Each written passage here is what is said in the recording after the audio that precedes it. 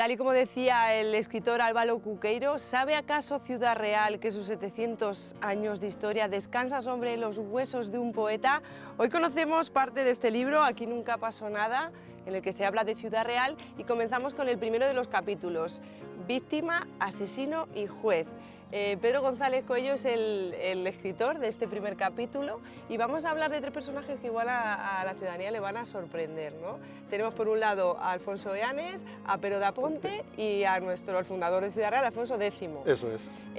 ¿Qué coincidencia hace que estemos aquí, en el origen de Villarreal de alguna manera, en el siglo XIII y estos tres personajes, Pedro? Bueno, pues como digo, esto es una historia de coincidencias, yo no sé si por azar o por destino. El caso es que aquí donde estamos, en Alarcos, se produjo la famosa batalla de Alarcos, evidentemente perdida por los reinos cristianos, dirigidos en ese momento por Alfonso VIII, y precisamente el hecho de que fuese un auténtico desastre y una auténtica matanza esa batalla, eso es lo que hace que el origen de Ciudad Real se llevara a otra parte. Es decir,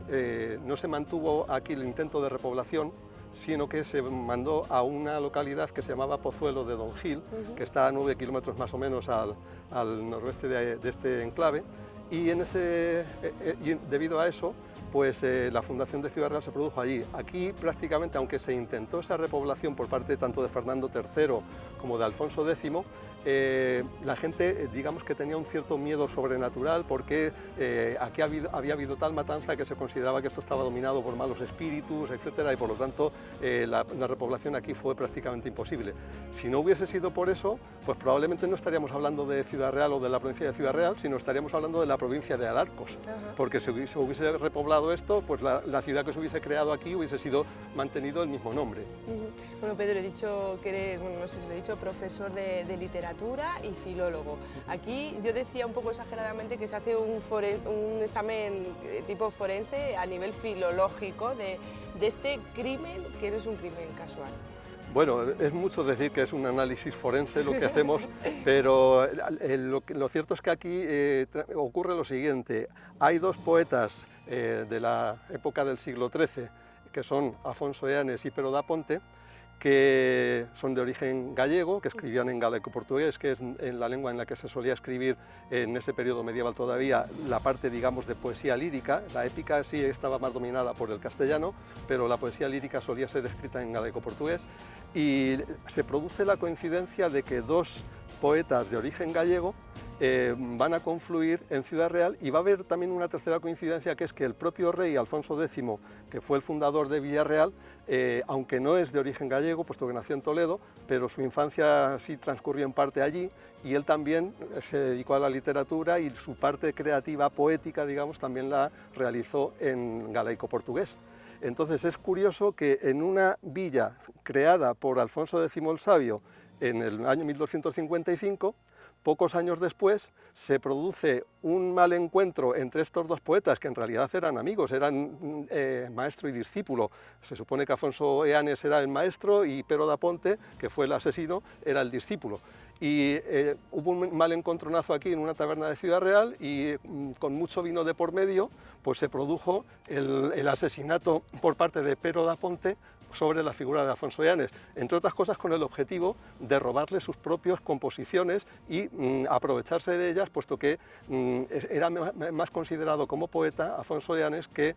Pero de Aponte. Y entonces, gracias a las composiciones de Alfonso Eanes, logró vivir mejor después. Eso es lo que dice en alguno de sus poemas precisamente Alfonso X, que es la única referencia que tenemos en dos de sus cantigas de Alfonso X de este crimen que se cometió, en donde hace mención tanto al crimen como al hecho de que fuese en una taberna de Ciudad Real, de que hubiera vino por medio, y también al hecho de que fuese precisamente para robarle sus composiciones y seguir viviendo mejor a partir de ese momento, utilizando sus composiciones para sus recitados y para sus actividades como trovador, o como segrel, que en realidad es lo que era Pero de Aponte.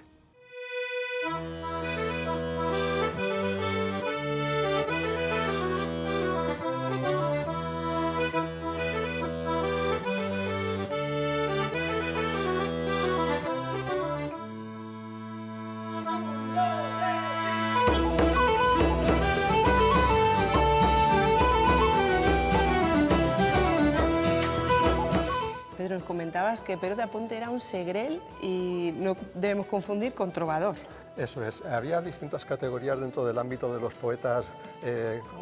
galaico-portugueses medievales. El trovador, digamos, era el nivel más alto, el segrel era un nivel intermedio y el juglar era el nivel más bajo. Entonces, entre el trovador y el juglar, la diferencia es que el trovador era el compositor de los textos, de los poemas, y el juglar era el que los ejercitaba, el que los cantaba, el que acompañaba con música. La diferencia entre el segrel, sin embargo, y el trovador es que el trovador tenía a gala no cobrar por sus composiciones, sino que consideraba que ese tipo de actividad y de arte no requería el que le pagasen por ello, sino que lo hacía por ese amor al arte, ¿no? Sin embargo, los segreles, que pretendían vivir de lo que componían, pues sí que pedían dinero o dones, regalos, para cubrir, digamos, un poco los gastos que tenían.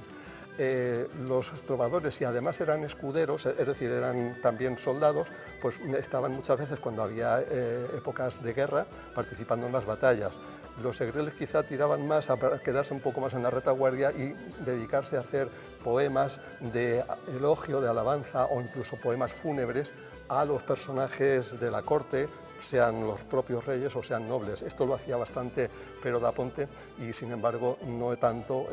Alfonso de Anes. Y bueno, de este trío que nos ocupa en este capítulo, hemos dicho que Alfonso X el Sabio nació en Toledo, Alfonso de Anes y Pero de Aponte en Galicia. ¿Cómo acaban aquí en Villarreal, o Grupo Villarreal? Pues, a ver, se produjo en la época de Fernando III el Santo, cuando se iba a hacer el sitio de la ciudad de Córdoba. Pidió Fernando III el Santo que se hicieran levas para conseguir tropas para participar en ese intento de asalto a la ciudad de Córdoba. Entonces el conde de Traba, que era un personaje de la nobleza gallega de la zona de Trastámara, pues hizo una leva de personas que podían ser soldados o podían ser gente de cualquier tipo, siempre que fueran escuderos al menos, es decir, del escalón más bajo de la nobleza, y entre las personas que entraron en esa leva fueron precisamente estos dos personajes y algún otro también, como Bernal de Bonaval. Entonces Pero de Aponte y Alfonso de Anes pues participaron en esa leva y vinieron, digamos, a formar parte de las tropas que había solicitado Fernando III para el asalto a Córdoba. A partir de ahí, prácticamente, estos personajes vivieron en buena parte en la corte tanto de Fernando III primero como de Alfonso X después, y en las épocas de tranquilidad, digamos, pues estaban en la corte dedicándose a sus actividades más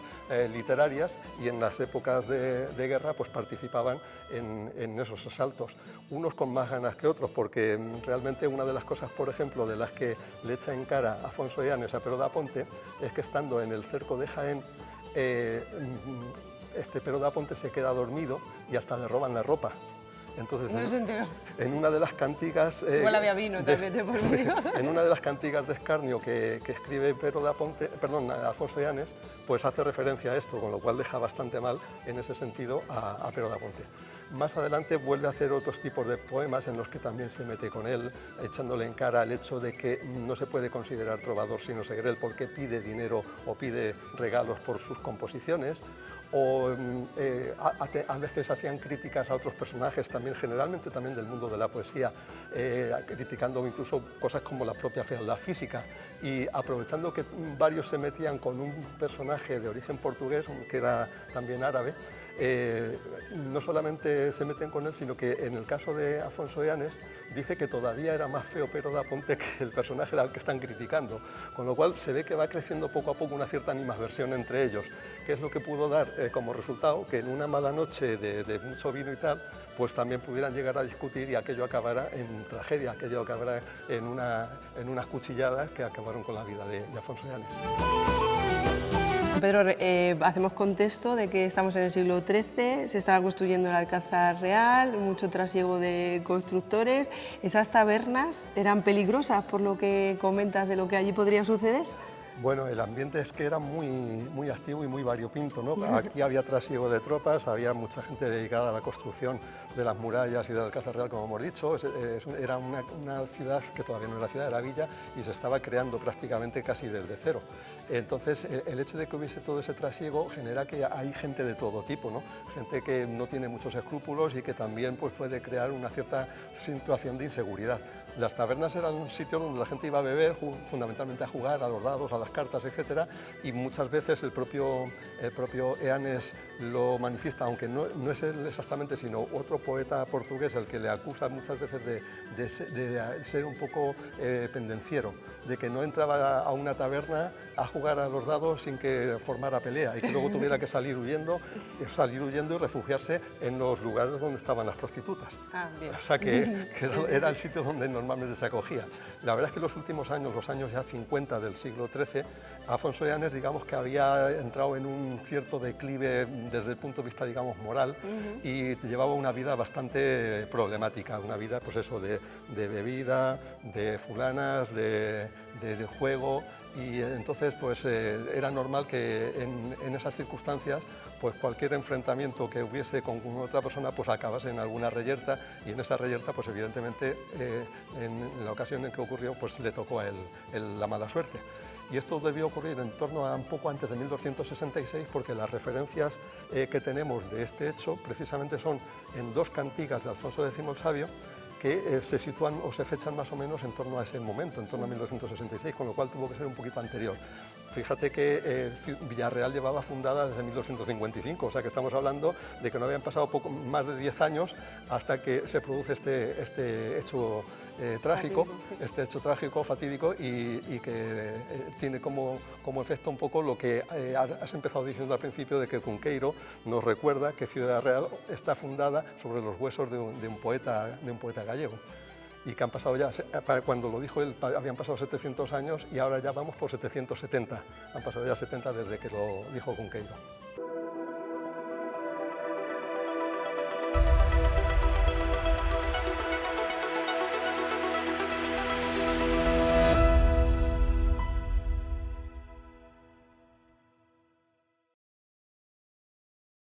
Pues ahora nos encontramos, Pedro, en esta calle de Alfonso Eanes, esta avenida muy grande, bueno, no es avenida, pero es un bulevar, como decíamos, y hoy conocemos a Alfonso de Eanes. Pues sí, es una calle que se le ha dedicado a este personaje a partir de una referencia que hizo Joaquín González Cuenca, que era un profesor de la Universidad medievalista, que en 1993 escribió un artículo en La Tribuna hablando precisamente de este personaje, hacía alguna referencia a él y diciendo que se debía reivindicar la existencia de una calle con su nombre. Y curiosamente en 2003 se produjo el hecho de que se dio nombre de Alfonso Eanes precisamente a esta calle. Entonces de ahí viene un poco el hecho de que se dedicara. Y el motivo, bueno, es de lo que hemos estado hablando todo este tiempo. Sí, pero qué curioso que se pudo esclarecer este crimen gracias a las cánticas del rey Alfonso X, ¿no? Sí, sí, las referencias que tenemos del suceso que se produjo es en dos cantigas del rey Alfonso X el Sabio, cantigas de tipo profano, de escarnio, en las que el propio rey acusa a Pero de Aponte de haber cometido este asesinato para robarle sus propias composiciones a Afonso Eanes. Incluso habla de que merecería ser ahorcado por ello, habla de que se estaba beneficiando de utilizar las composiciones de Eanes para su propio beneficio y que eso se produjo en una taberna de Villarreal. Todo eso lo sabemos precisamente por esas dos cantigas. Y es curioso que sea tan duro con Pero de Aponte, porque curiosamente Pero de Aponte había hecho un elogio al propio Fernando III, que era el padre de Alfonso X, había hecho un planto a Beatriz de Suabia, que era su mujer, y había hecho también el planto al propio Fernando III. Los plantos son poemas elegíacos, poemas hechos cuando mueren los personajes, y todos ellos de una manera muy elogiosa. Sin embargo, no sé por qué razón, a Alfonso X no le debía tener mucho respeto, digamos, a Pero de Aponte, porque a pesar de todo eso, le consideraba peor poeta que a Afonso Eanes. Incluso decía que componía como Bernal de Bonaval, que era un poeta previo al mundo trovadoresco provenzal, que era el que seguían la mayor parte de los poetas de este momento de la poesía galaico-portuguesa. Y entonces, digamos que no sé por qué razón, a pesar de que tenía motivos para tenerlo, digamos, como alguien positivo para su familia, y sin embargo le acusa de esta manera, lo cual da a entender de que realmente algo tuvo que haber, porque si no tenía más motivos para defenderle a él que para defender a Afonso Eanes. O de alguna manera quiso hacer justicia. Galicia. También. Pensamos así. Y de paso conocemos estas cantigas de Alfonso X que no son las de Santa María, que son las más populares. Claro, la gente piensa que la parte literaria de Alfonso X el Sabio es solamente las cantigas de Santa María de carácter religioso, por aquello de que es un rey y de que, digamos, que tiene esa buena prensa. Pero aparte de otras labores que hizo en la Escuela de Traductores de Toledo y los libros que promovió de tipo histórico, jurídico, etc., Alfonso X el Sabio también escribió cantigas profanas, concretamente escáneos, y se conservan unas 40 cantigas suyas en estas colecciones que son las que también incluyen los poemas de todos estos poetas galeco-portugueses. Cancioneros, por ejemplo, como el de Ayuda, cancioneros como el de Colochi Brancuti o el cancionero de la Vaticana, que es de donde prácticamente están extraídos todos los poemas que nos han dado toda esta información cruzada entre estos poetas a los que nos estamos refiriendo y el propio Alfonso X el Sabio. Pues Pedro, muchísimas gracias por poner luz a un suceso y a estos tres personajes unidos en el tiempo hace muchos siglos. Hace ya 770 años, se cumplen en este año 2025, de la fundación de Ciudad Real y un poco menos de la muerte de este personaje, porque se cree que pudo ser más o menos en torno a 1265, porque los poemas de Alfonso X que aluden a ello se sitúan o se fechan en torno a 1266. Y gracias por participar en Aquí Nunca Pasó Nada, donde hablamos de historia con mayúsculas. Hablamos de historia con mayúsculas, aunque sean pequeñas historias o historias un poco fragmentarias, pero hay hechos que a lo mejor no tienen entidad como para dedicarles un libro entero, pero esta publicación de Aquí Nunca Pasó Nada nos da la posibilidad, gracias también a la labor que hace José Luis Sobrino en la colección Ensayo Ciudad Real de Serendipia, de poner, digamos, de manifiesto muchas cosas que pasaron en Ciudad Real y que a lo mejor no merecen un libro completo, pero sí merecen un capítulo en un libro como este. Entonces, este libro recoge una serie de episodios a lo largo de todos los siglos de historia de Ciudad Real, desde el 13 hasta la actualidad, que supongo que iréis viendo con los restantes autores en próximos programas. Hoy de momento hemos conocido a Alfonso Eanes, es una figura tan interesante. Muchas gracias, Pedro. De nada, a ti.